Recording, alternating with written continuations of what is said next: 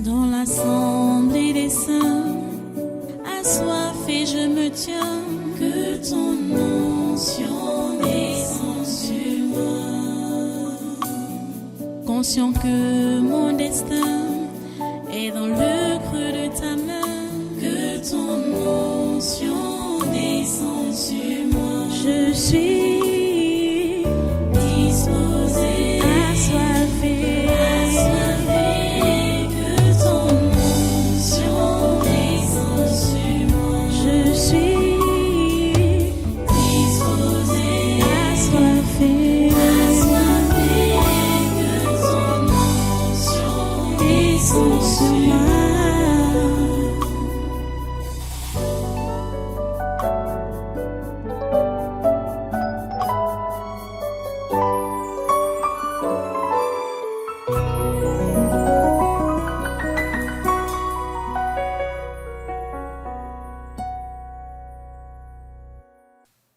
Nous allons maintenant prier Dieu pour lui demander de garder cette nation. Voilà. Attends, assois-toi d'abord un peu, parce que dimanche, nous avons eu une grande journée de délivrance ici, là. Mais, bon, j'ai ressenti encore la fin de cette journée-là, quand j'ai réécouté donc ce culte. Il y avait cette question que un journaliste a posée. Où est passé Laurent Esso? Et je ne sais pas si vous autres, vous avez eu la solution, la réponse dimanche. Il est passé où? Vous avez eu la réponse? Il est passé où? Dans l'affaire de Martinez Zogo. Je suis dans l'affaire de Martinez Zogo. La question a été posée, où est passé Laurent Esso? Cette question-là, je ne pense pas que nous avons eu la réponse. Parce que le journaliste disait que dans tout ce qui se passe là, Laurent Esso, lui, reste... il n'est pas inquiet. Alors qu'il avait été cité par le lieutenant-colonel Danwe, Justin Danwe. Il est donc passé où? Il se cache où, Laurent Esso? C'est vrai, vous savez, comme la journée était longue, hein, la journée était longue. C'était vraiment long. Vous savez, pour même réécouter tout le culte là, il faut prendre du temps, hein. Surtout les délivrances. Les délivrances là ont pris du temps. Donc, comme je crois que j'ai réécouté le culte là jusqu'au bout, et je n'ai pas suivi où Laurent Esso est passé. Où est passé Laurent Esso dans cette affaire? Où est-il passé? On a vu comment certains ont été dénichés, comme le secrétaire général à la présidence, Ferdinand Gongo. Il a été déniché. Et on a su où il était. On a su quel était son travail par derrière. C'est-à-dire que c'était le donneur d'ordre. C'était lui. Et il faut qu'il paye gorge. Il faut qu'il paye gorge. Il dit qu'il faut que Ferdinand Gongo paye gorge. Nous remercions Dieu parce qu'il a dépouillé déjà. Mais je vais vous exhorter de ne pas dormir sur vos lauriers. Donc, pas de renouvellement possible. Ça doit être notre prière constante à Dieu. Pas de renouvellement possible pour Ferdinand Gongo. Et pour tous ceux-là qui sont passés dimanche, pas de renouvellement possible. C'était des éléments dangereux, très très dangereux. On a eu la grâce d'assister à leur déchéance. Ils ne doivent pas se relever. Ils ne doivent pas se relever. Tous ces gens-là, personne ne doit se relever. Mais où est passé Laurent Esso? Et même les autres noms qui sont donnés à la sourdine là, comme les Louis-Paul Motazeux, ou... Oui, c'est surtout lui. C'est lui avec Laurent Esso. Ils sont où dans cette affaire? Ils sont passés où? Assemblée, mets-toi debout. Demande à Dieu. Prie Dieu avec moi aujourd'hui. Dis-lui, oh Dieu, Père notre Seigneur Jésus-Christ, nous t'adressons cette prière en cet instant, te demandant humblement de débusquer Laurent Esso. Te demandant humblement de débusquer Louis-Paul Motazeux. Te demandant humblement de débusquer tous les auteurs ou tous les complices de ce meurtre, l'assassinat de Martinez Zogo.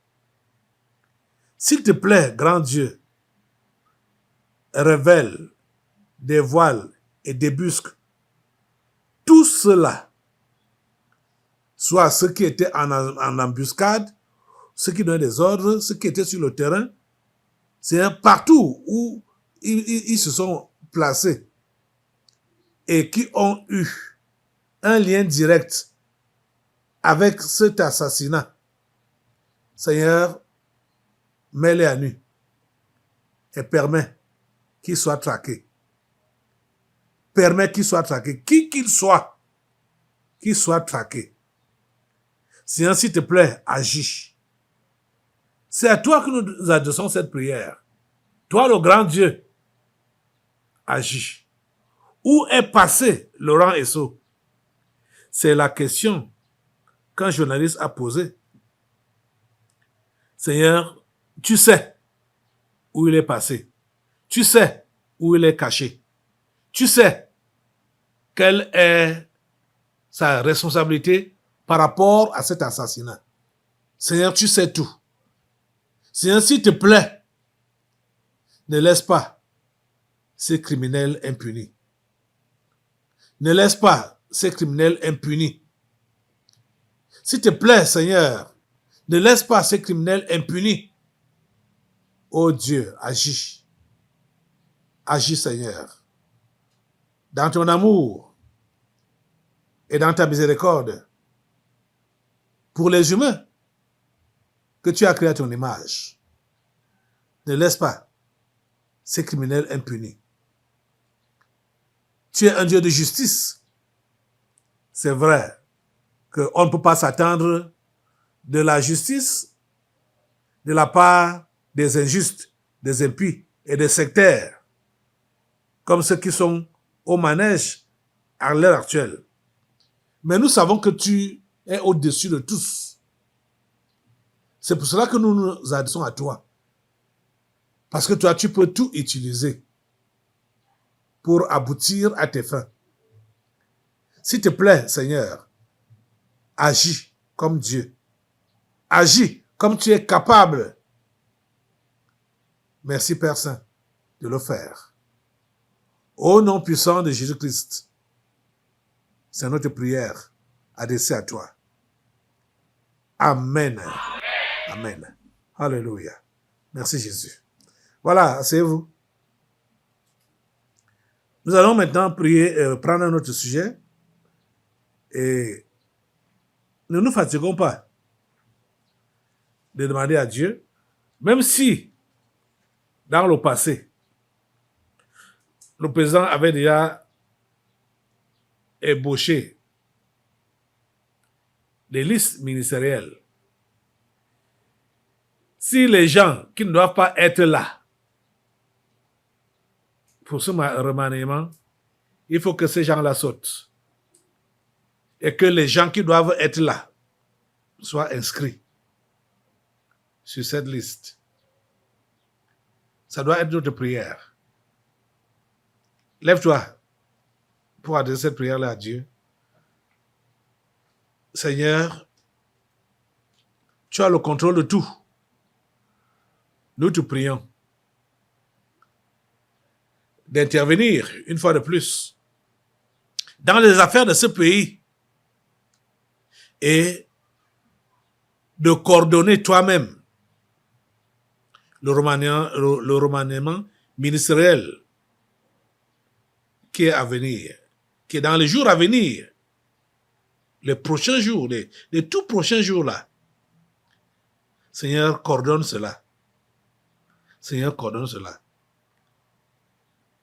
C'est vrai que à l'heure actuelle, en regardant la chose d'une manière humaine, on peut dire que c'est presque impossible d'avoir de nouveaux visages qui ne sont pas connus dans le cercle là. Il dit le cercle là, le cercle là, le cercle des impies. Mais Seigneur, toi, tu connais les gens qui ne sont pas dans le cercle là. Et que ce sont eux qui doivent diriger ce pays. Seigneur, suscite-les, fais-les dénicher là où ils sont. Fais-les dénicher. Ceux qui ne sont pas dans le cercle là, le cercle des impies là, déniche-les. Amène-les. Fais-les voir. Notre chef d'État. Comme c'est le secrétariat. C'est son secrétariat qui dirige et qui coordonne tous les allers et retours des différents dossiers. La personne qui est à la tête de ce secrétariat, Ferdinand Ngongo, nous te demandons de faire sauter cet homme qui saute de ce secrétariat. Qui saute de ce secrétariat. Au nom puissant de Jésus. Expulsez-les. Expulsez-le. Par le feu. Ferdinand Ngongo. Le feu sur lui. Le feu le dégage. Le feu le dégage. De ce secrétariat. Le feu de Dieu le dégage. Le feu de Dieu dégage Ferdinand Ngongo. Du secrétariat. À la présidence. Au nom puissant de Jésus. Merci Père de nous écouter et de nous exaucer. Au nom puissant de Jésus, nous avons prié. Amen. Amen. Alléluia. Merci Jésus. Le reste, assemblée, nous continuons la prière. Le reste, quand celui-là est déjà dégagé, c'est-à-dire tu vas mettre quelqu'un de ton choix. Quelqu'un de ton choix. Quelqu'un qui n'est pas dans leur cercle là. Seigneur, s'il te plaît, fais-le. Au nom puissant de Jésus. Ces gens sont là. Ceux qui ne sont pas dans ce cercle-là et qui sont efficaces, qui ont du talent, qui sont appelés à ce genre de travail. Seigneur, suscite-les. Suscite-les. Mets-les au grand jour. Et mets-les au profit de ta nation, le Cameroun. Merci, Père Saint, de nous écouter et de nous exaucer. Au nom puissant de Jésus, nous avons prié. Amen. La dernière prière, bon, pas la dernière, dans peut-être le canevas, ce sera de dégager tous ces indésirables. Parce que chaque jour, les dossiers sales ne font que sortir sur eux. Des gens comme l'Ngadou Djoumessi, chaque jour, Les dossiers sales ne font que sortir. On en a assez. Il faut que ces gens-là soient balayés. Donc, maintenant, là, balaie l'équipe gouvernante actuelle avec le feu. Balaie seulement avec le feu. Balaie seulement avec le feu. Balaie seulement avec le feu. Balaie seulement, balaie seulement, balaie. Balaie. Comme le secrétariat est déjà balayé, le secrétaire général, le président est déjà balayé. Balaie tous les autres ministères. Balaie.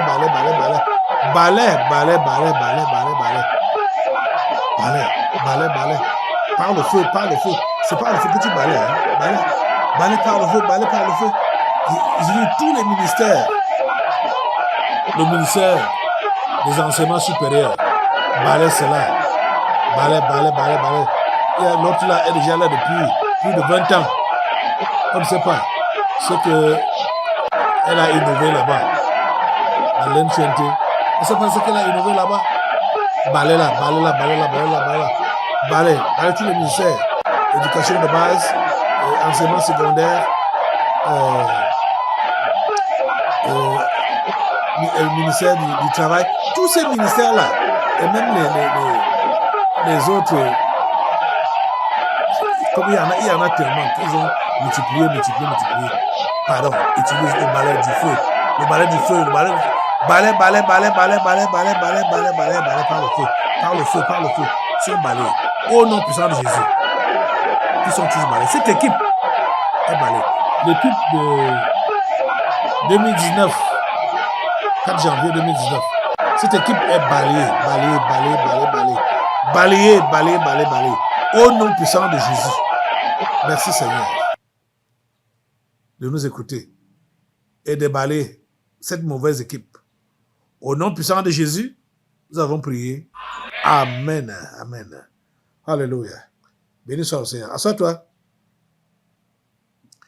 Nous allons maintenant partir à l'international. Les amis,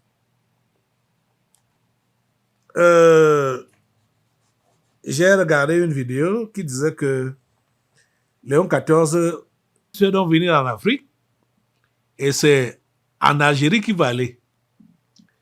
Rappelez-vous que l'Algérie est hostile au Mali. Rappelez-vous.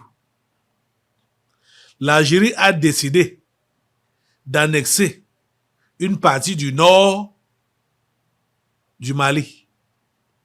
Et voilà, cet agent de Satan veut aller là-bas, en Algérie. C'est pour intensifier ce différend. Je vous dis la plus vérité, hein? C'est pour intensifier ce différend. Vous savez que Dieu a suscité Assimi Goïta pour libérer les Maliens et pour donner et pour servir de leçon aux Africains de se libérer du joug colonial. Et voilà, comme il ne peut pas déclarer une visite directement maintenant là au Mali, il passe par l'Algérie afin de vouloir affecter négativement le Mali. Je vous ai montré la vidéo, quoi, où l'Algérie dit que le nord du Mali lui appartient. Je vous ai montré ça.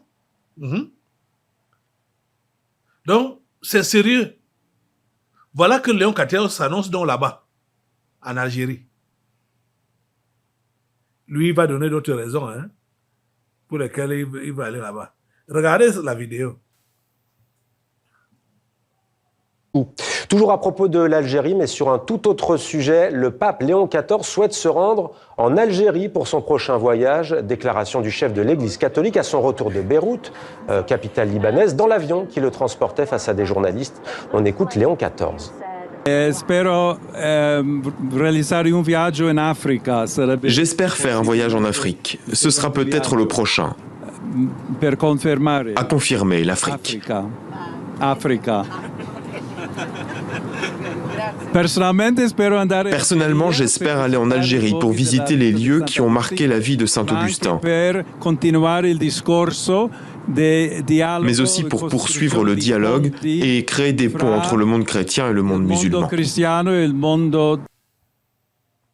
Ces raisons-là ne sont pas vraies. Hein?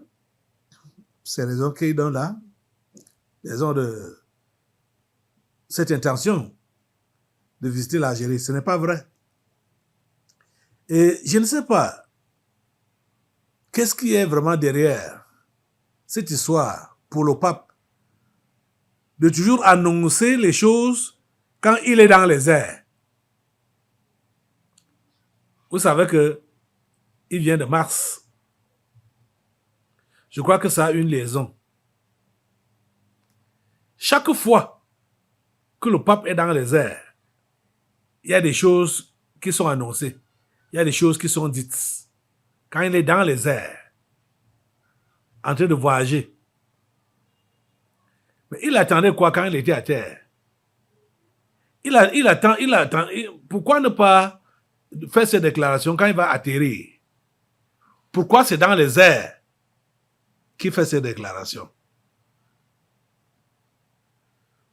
C'est comme ça que les papes font, d'habitude. Annonce des choses étant dans les airs. Assemblée, tu vas te lever avec moi et mettre le feu sur cette intention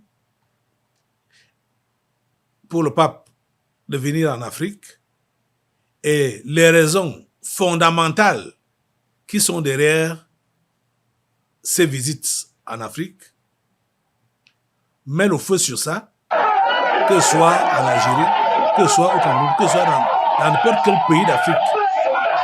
Mets le feu sur les visites du pape. Mets le feu depuis le, au nom de Jésus, le feu de Dieu, le feu de Dieu, le feu de Dieu, le feu de Dieu, le feu de Dieu, le feu de Dieu, le feu de Dieu, le feu de Dieu, le dépouille cette intention, ce projet de voyage, qu'il ait lieu ou pas, le fait que cela ait déjà été prononcé, nous annulons l'impact négatif qui est derrière cela. Au nom puissant de Jésus de Nazareth. Merci Père Saint de nous écouter, de nous exaucer. Au nom puissant de Jésus, nous avons prié. Amen. Amen. Alléluia. Assois-toi un peu. Les amis, nous revenons encore ici, là, comme dans les années, ça devait être c'était quelle année là? 2016 ou 2018? Bon, quand Donald Trump était d'abord aux affaires en Amérique, quand il a été venu aux affaires pour la première fois, il avait menacé la Corée du Nord, il a menacé le Venezuela, et aujourd'hui encore, Donald Trump menace le Venezuela. Quand j'ai regardé la vidéo là, j'étais sur les nerfs. Parce que j'étais franchement fâché contre Donald Trump et contre les Amériques. Je ne sais pas ce que les Amériques veulent montrer au monde. Je ne sais pas. Mais ça, c'est quelle histoire? Vous vous rendez compte que Donald Trump décrète que le ciel vénézuélien est fermé. Le ciel vénézuélien est fermé. Les abords du ciel vénézuélien sont fermés. Aucun atterrissage, aucun décollage de l'avion. Vous entendez ça? Mais ça, c'est quelle histoire? Non. Ça n'a pas de sens. Vous entendez encore alors parler de la dictature. Lui, vous montrer, et jusqu'à prétendre qu'il va même envoyer des troupes au sol au Venezuela pour attaquer le Venezuela. Est-ce que c'est normal ça? Et une menace comme celle-là, ça passe comme si rien n'a été dit, hein, au niveau de la communauté internationale. La communauté internationale, c'est qui? Ce sont les essuie-pieds, hein, de ces soi-disant grandes puissances-là. Les États-Unis veulent montrer que ce sont eux qui doivent édicter ou dicter la marche du monde, comment marcher dans ce monde. Non, ça c'est exagéré. C'est exagéré. Regardez la vidéo. Cet avion pourrait faire partie des derniers à décoller de l'aéroport international vénézuélien, car l'espace aérien du pays est sous les radars de l'administration américaine. Donald Trump relève encore d'un cran ses menaces contre Caracas. Sur le réseau social X, le président américain lance un avertissement. À toutes les compagnies aériennes, pilotes, trafiquants de drogue et trafiquants d'êtres humains, veuillez considérer que l'espace aérien au-dessus et autour du Venezuela est totalement fermé. Merci de votre attention. Plusieurs compagnies aériennes ont déjà suspendu leur liaison avec Caracas. L'escalade entre les États-Unis et le Venezuela se poursuit donc sur fond de lutte contre le trafic de drogue. Donald Trump accuse Nicolás Maduro, le président vénézuélien, d'être personnellement à la tête d'un cartel. Alors dans sa guerre contre le trafic de drogue, l'administration américaine effectue un déploiement militaire majeur, avec près de 15 000 hommes et le plus grand porte-avions du monde sur place dans la zone. La dernière déclaration de Donald Trump a suscité les foudres du pouvoir vénézuélien. Caracas évoque une menace colonialiste et un acte hostile. Un peu plus tôt cette semaine, Nicolás Maduro s'est mis en scène, épée à la main, en résistant face aux menaces des États-Unis. Il est interdit d'échouer dans cette conjoncture décisive pour l'existence de la République. Il n'y a aucune excuse pour personne. La patrie exige un plus grand effort et un sacrifice. D'après des révélations du New York Times, Donald Trump et Nicolás Maduro se sont entretenus cette semaine. Un appel téléphonique, loin d'avoir fait retomber la tension. Il y a 48 heures, le président américain a menacé d'envoyer des troupes au Venezuela pour une opération terrestre. Vous avez vu ça, vous avez suivi. Les amis, c'est inadmissible. C'est inadmissible. Les États-Unis veulent dire que les drogués qu'il y a chez eux là-bas, là, la drogue là est venue du Venezuela. Les États-Unis veulent dire que Trump, même si, il va dire qu'il n'est pas un dealer de drogue. Il va dire qu'il n'est pas un dealer de drogue. Donald Trump. L'argent qu'il dit qu'il a là, il a eu ça comment? Il n'est pas un dealer de drogue. C'est ce qu'est l'histoire. En tout cas, nous allons prier Dieu maintenant là. Pour que les dossiers noirs de Trump puissent se révéler au grand jour. Je suis sûr que Trump est un dealer de drogue. Et le voilà qui est en train de menacer Nicolás Maduro, hein, et son peuple, menaçant de les attaquer. Mais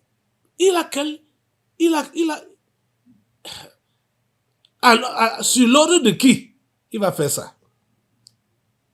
Il va faire ça sur l'ordre de qui? Attaquer le Venezuela. Sur l'ordre de qui?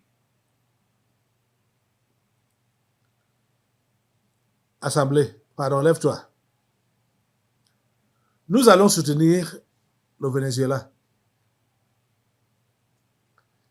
On a dit qu'ils ont eu un entretien téléphonique en semaine qui n'a abouti à rien. Mais bon, c'est politique. Là-bas, c'est la politique. Nous voulons que la justice de Dieu soit rendue. Nicolás Maduro a sorti l'épée. Alors qu'aujourd'hui, là, ce n'est pas l'épée qui est puissante dans les armes. C'est le nucléaire qui est puissant dans les armes. Mais Nicolas Maduro a sorti l'épée.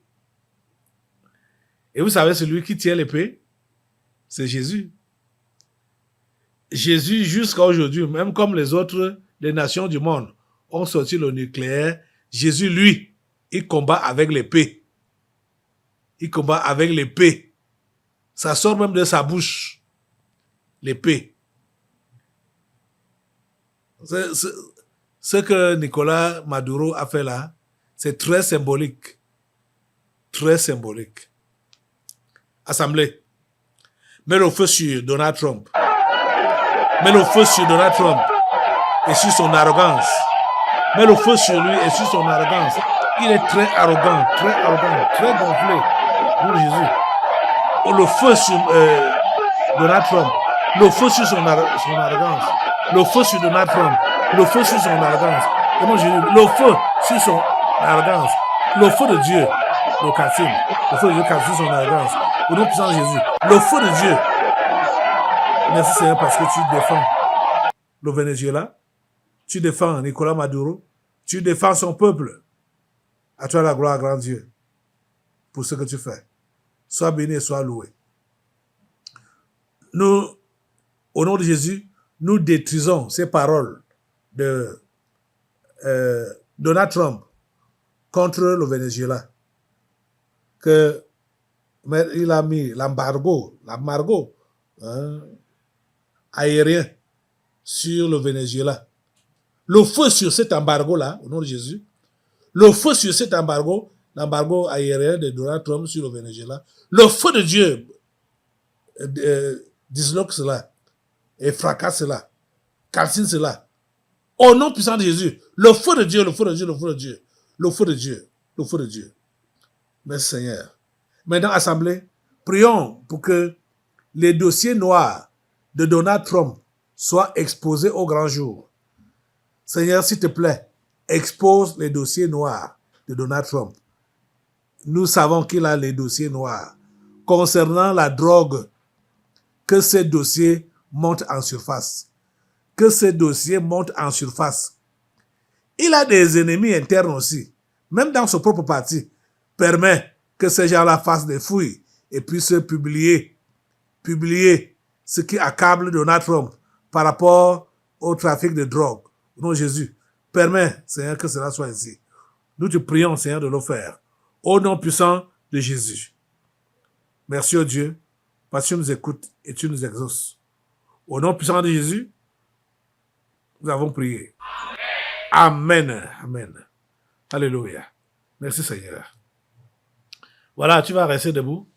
Nous allons maintenant prendre notre Bible pour commencer ce séminaire avec l'enseignement du jour. Dans l'assemblée des saints, assoiffé je me tiens, que ton onction descende sur moi. Conscient que mon destin est dans le creux de ta main, que ton onction descende sur moi. Je suis disposé, assoiffé.